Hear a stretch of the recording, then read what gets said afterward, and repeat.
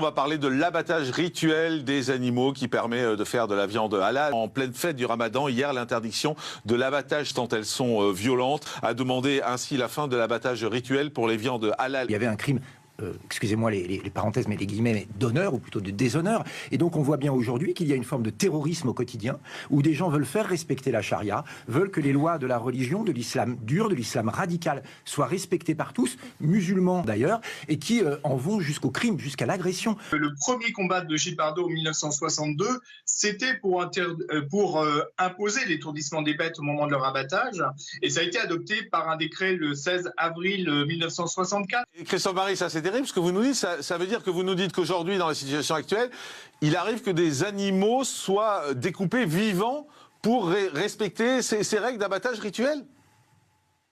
Effectivement, l'égorgement, effectivement, il y a une perte de conscience qui est très longue, mais il est toujours conscient et vivant. C'est ça qui est absolument monstrueux. L'animal ne doit pas baigner dans son sang, ne doit pas voir d'autres animaux se faire égorger, ne doit pas non plus voir la lame qui va l'égorger. Et tous ces points-là ne sont absolument pas respectés. Ça fait partie normalement des préceptes qui font qu'on reconnaisse une viande comme halal.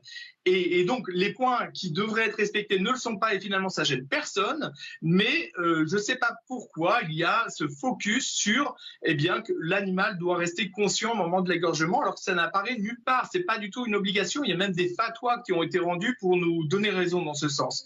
On a tout toléré, tout accepté au-delà de la laïcité.